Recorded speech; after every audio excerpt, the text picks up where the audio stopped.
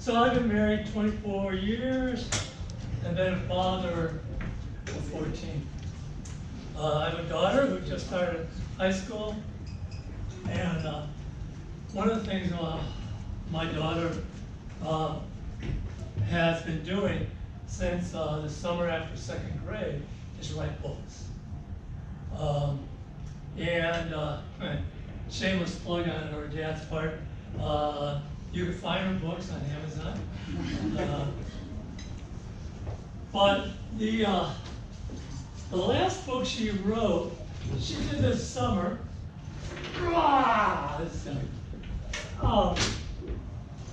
She did this summer, and it's about 3 kids who live in a mountain in Thailand. And one girl, it's set in the year 2004.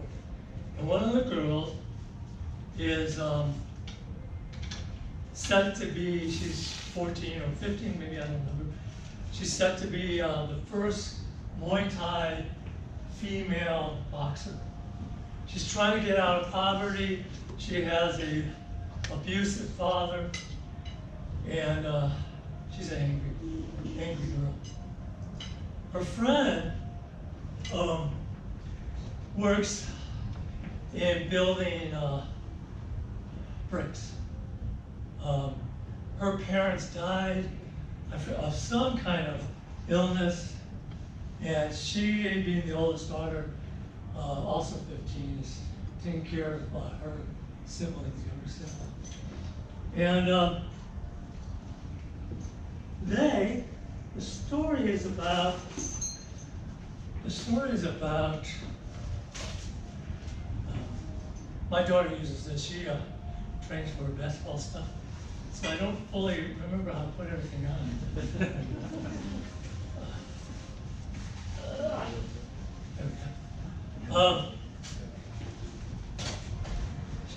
She plays. Oh, I'm sorry. The story is about the two of them finding out about their third compadre. That's it. I'm gonna let you jump. I'm gonna let you. Thank you. Good enough. Good. They're trying to find their friend. His name is Lek also. They grew up in the mountains together. They struggled together, and he ran away. They're in search of him. And in search of him, they find he's in the ocean. And the story of life, the whole story is a tragic story all the way through. But it is a story of hope, in that thread of hope. Lek didn't survive. He killed himself at the end of the story. I shouldn't have told you the end of my daughter's story. But the two girls survived. And it's a powerful thing. These girls struggled. They all struggled, just like we struggle. There are various reasons for depression. Depression.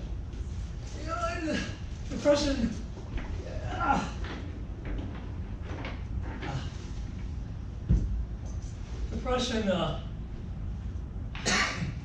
are these states of feeling sad, empty, alone, helpless. You've probably heard helpless or hopeless.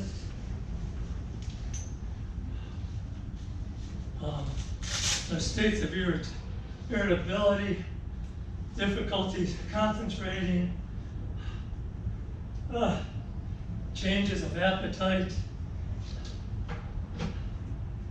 aches and pains. My mom was probably struggling with depression, but you can never tell by asking her.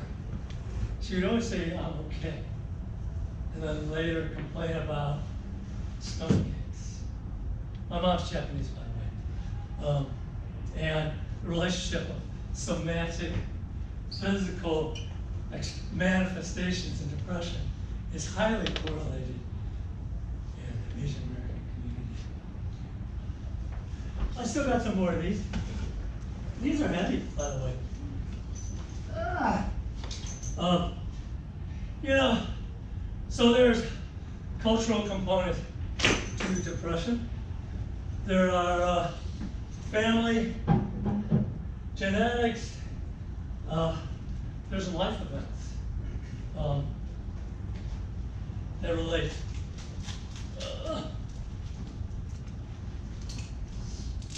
There we go. I really hope I don't drop one. I hope they don't. You have insurance, right? We do. No, this is all. You know, physical illness. I was married 24 years ago. 23 years ago, I got diagnosed with a chronic illness that affects my lungs, my body, and I've lived with it. But if I may, the grace of God, my diagnosis was that I'd be living a maximum of 5 years. But I've been here 23. That's pretty good, huh? I appreciate that. But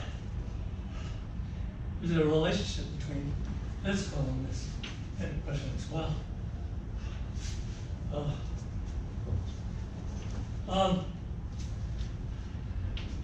Drugs and alcohol, things like that.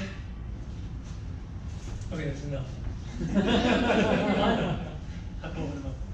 Don't even forget I have one right here. Sure. Thank you. And I'm going. I really hope my pants don't fall. So there's various things that depression can look like, could feel like, could manifest itself in. And but how does depression develop? And I want to give you a little bit of a picture of what it looks like. I hope I'm doing it without even having to tell you how it's being done. But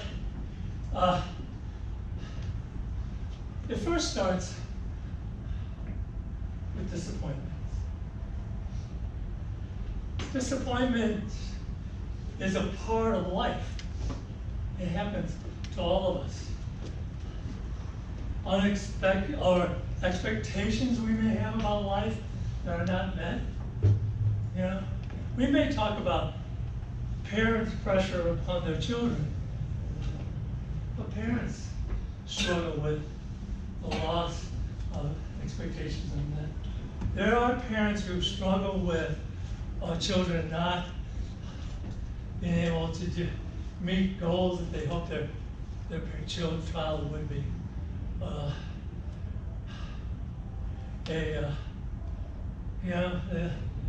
Maybe a divorce happened with a child, maybe even a death. It cuts both ways.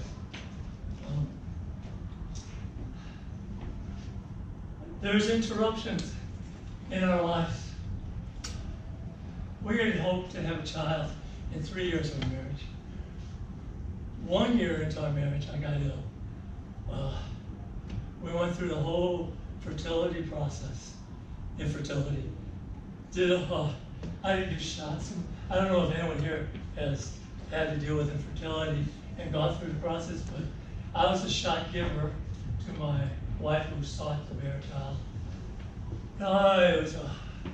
And for my wife in particular, who felt it every 28 days of an unfulfilled dream, it bears a lot of weight. That's a lot to carry. You know, there's a loss of identity. Who am I? What am I? There's a loss of capability. What can I do? Um, I did like playing basketball. Um, at my youngest age, I was able to stuff a ball. But that slowly went away. And one of the reasons why we started realizing there was a problem was I would walk with my wife, and I couldn't keep up, lock into it, because my lungs were just totally inflamed. And my sense of what I can do was reduced. Certain things about being a man, that's really hard to face. I like tinkering with my house, putting down floors and things like that. Like, you know, I lost it. Well, I lost a lot of it. That's hard to bear. Then there's a loss of relationships. You know, someone breaks up with you, a spouse, divorce, passes away.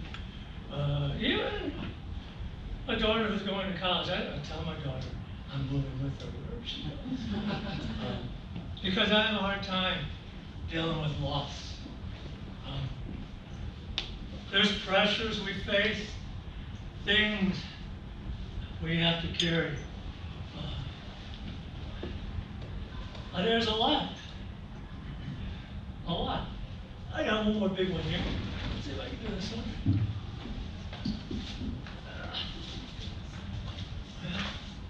You know, probably many of you have faced one or both parents who passed.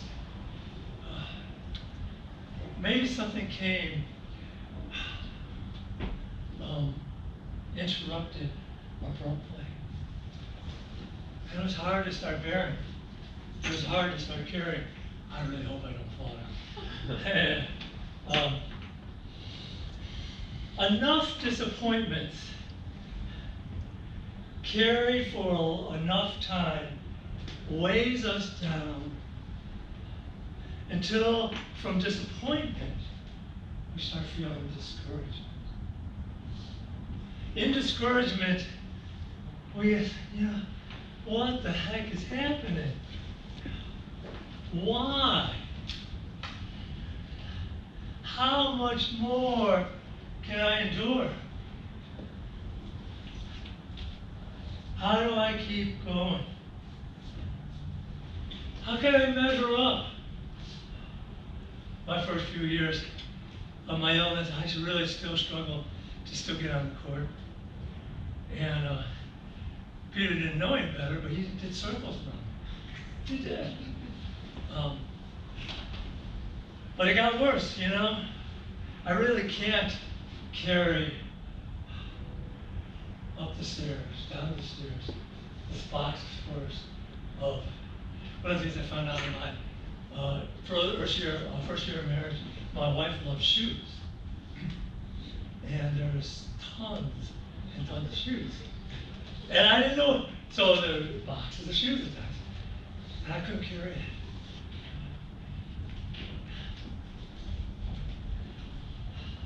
But not only what we do, but who are we? What's wrong with me? I identify myself in some way, and now I'm not that way. Of belonging. Who do I have?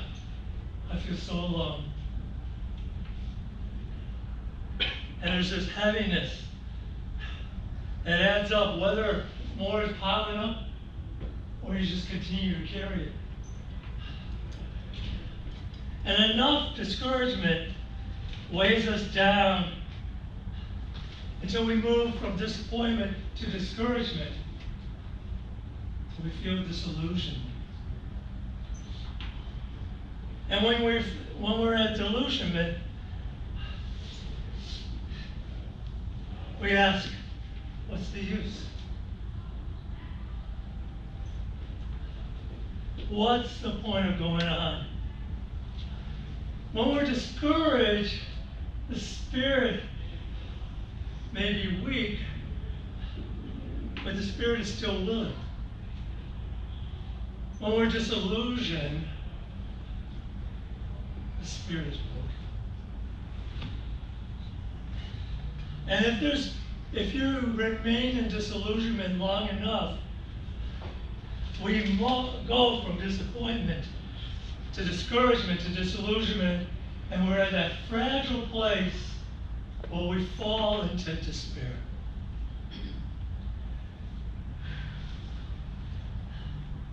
In despair, you're ready to say, I quit. I'm done. You see, depression is the process of shutting down. Physically, cognitively, emotionally, and you can't move anymore.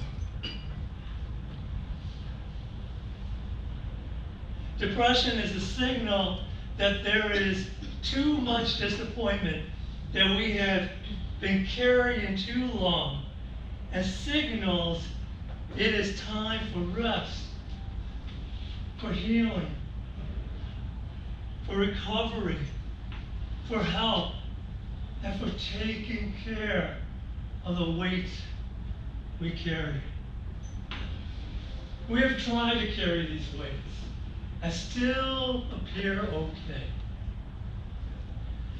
We may numb the pain to deal with it. I was going to have a box of aspirin. You know, aspirin numbs pain. It doesn't heal pain. You know, inflammation is there. You can take all the aspirin to help you not feel it, but the inflammation is still there.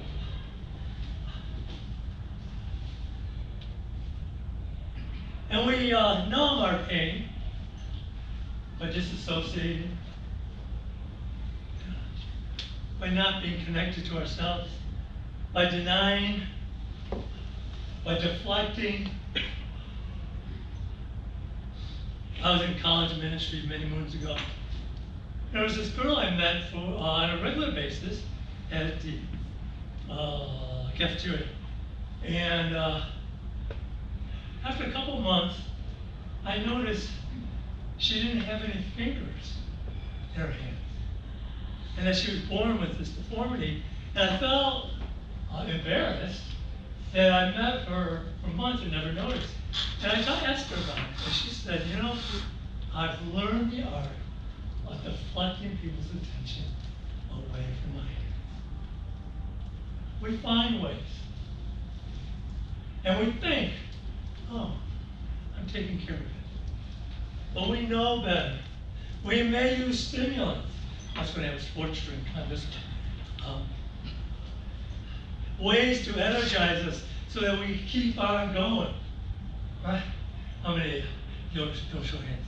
How many have taken a little something in college to pull that all-nighter? And people use stimulants to keep on going. Sometimes they're artificial. Drinks, alcohol, smoking, all the names. Sometimes they're activities, things we'll do. And lastly, sometimes we wear a mask. We cover. Again, what was I going to bring that I forgot to bring? A mask. There you go. I did this activity. I do these kind of things.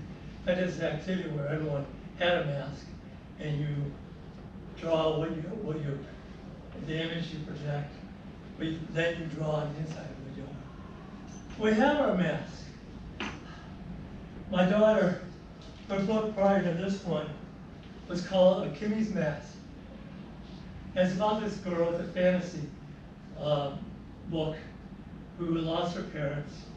And she uses being helpful and being playful and being strong as her mask to hide from the pain.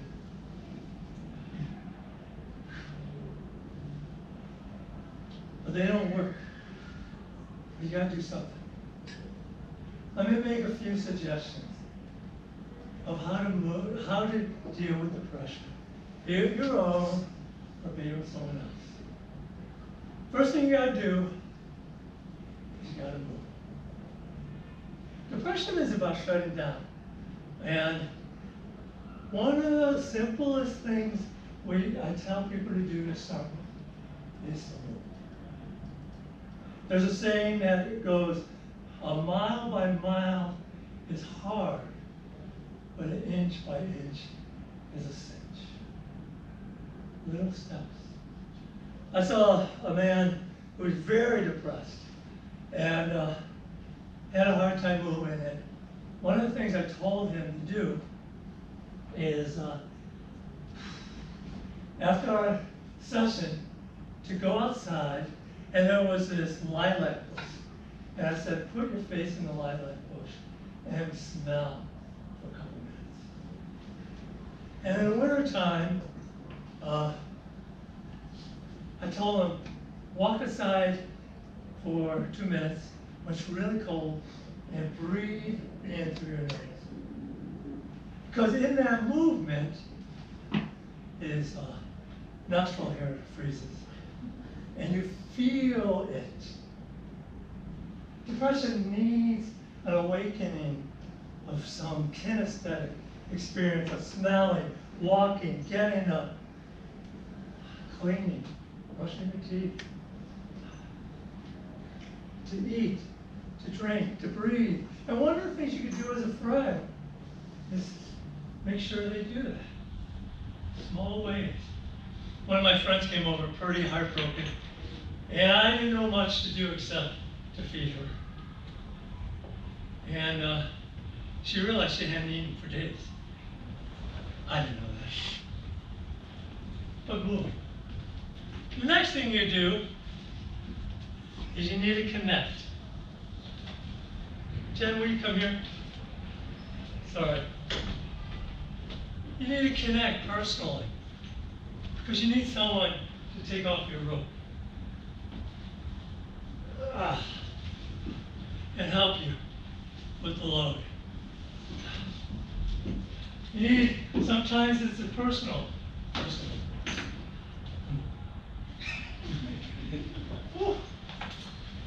It's still heavy, but it feels a lot better.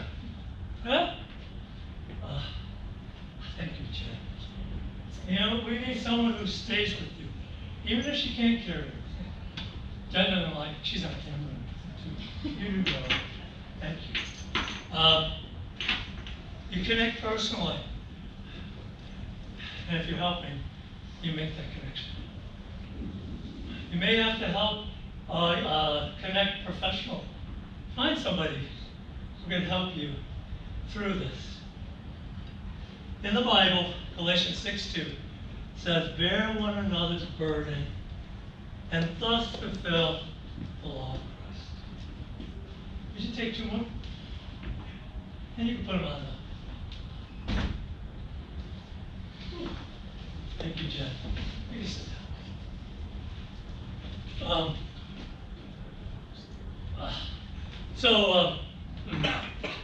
As a dad, my daughter's really into basketball. She was into other sports too, but I would do, I'm really embarrassed to say this, but I would help her train. We live by a park, and these are things I got her to help train, and I never put it on myself till today. Come home, tell her, honey, I'm so sorry. It was heavy.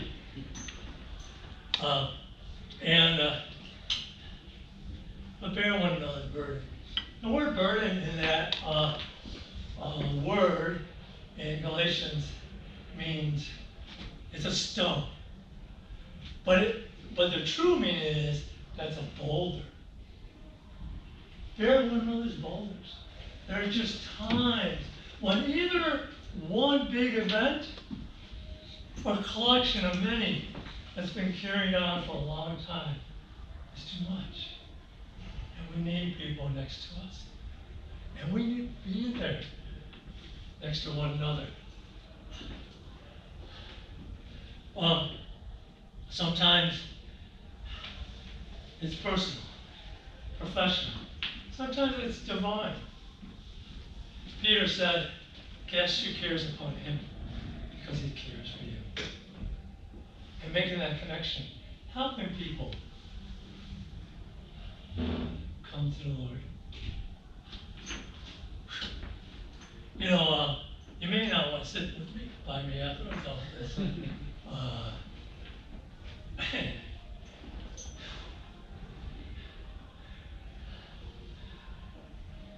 I mentioned my daughter's book, probably on Christmas time, called Fixation. And I won't tell you why. But there's a reason. Two of the characters survived. And there's one line toward the end of the book, as you realize, it sums how they made it. And it's simply because they had each other. The guy who ended his life was all alone and felt he had no one. He wanted to find from his friends again, but couldn't. Connect. So we move, we connect, and then we have to process. We deal with, we unpack the stones we carry, we pull, we deal with. We need to talk about things, to speak about all of those disappointments we've been dealing with, the weight we've been carrying. And there's a time to grieve.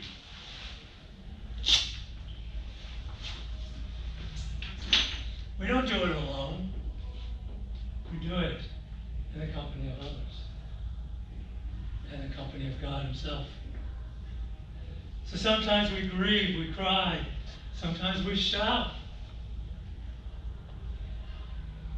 We reflect, we journal, we talk, and our friends respond back to us, and that helps us unpack. A good therapist helps you do that too. Emotional expressions. And the value is in the friend that you listen, that you don't judge, that you allow them to feel what they need to feel, and you stay with them.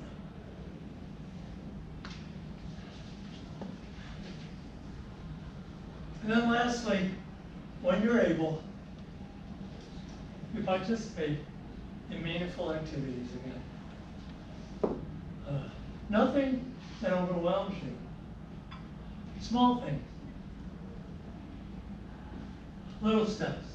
Helpful steps. Satisfying steps. Steps that help yourself. That has some meaning again. It was a great loss. When I first was diagnosed, I thought, I'm a therapist anyway, so I know what I'm doing. And I'm a man, and I'm okay. And then I forgot, somebody lives in Evanston here. No, I don't remember. Anyway, I was driving in Evanston thinking, I forgot where I was going, thinking I was okay. And I saw a bunch of boys playing basketball in the park. And I started bawling. I just started uncontrollably weeping. I'll leave you with it. It's good.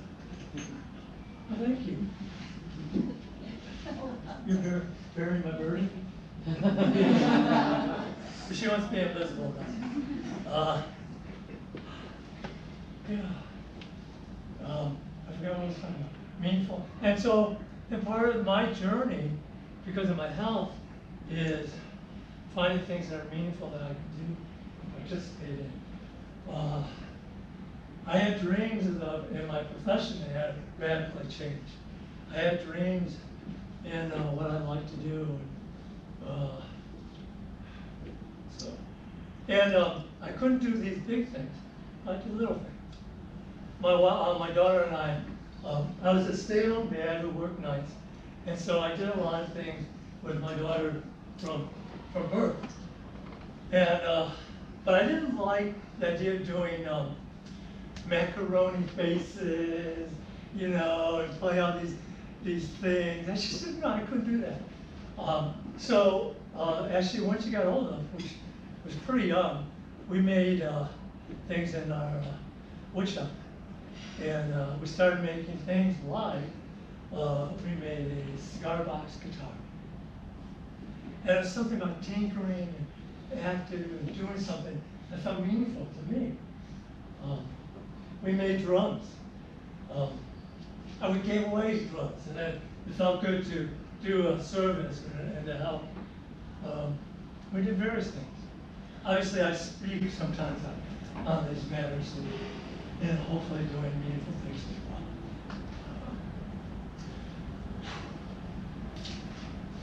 I just want to finish by saying there may well be, and most likely will be, still stones to bear. I didn't take off this vest because it's not finished. We can't always have people around. We figure out our own responsibility to carry our weight. As Galatians said later on in that chapter, for each one will bear his own load. The difference between that load in that verse and the verse that I talked about, that when it says bear one another's burdens, it talks about boulders. When it says let each one carry his own load, that word, that Greek word, means stones. It ain't easy carrying a stone. Carry this vest. But we need to continue on. And sometimes it's good to have friends that you can talk to about it. And then it's good to make choices and decisions that says I will still carry on. Yeah. What keeps me going is that I have a daughter to raise. I've got to honor and have a legacy to pass on to the kingdom and to this world. No matter how I feel. This summer I was hospitalized and for a week, and 2 months following that, I was pretty bedridden. I've recovered well. I would, if this was something your dad asked me to do done a month and a half ago, I would have to say no. But I'm okay now. But it's empty. That's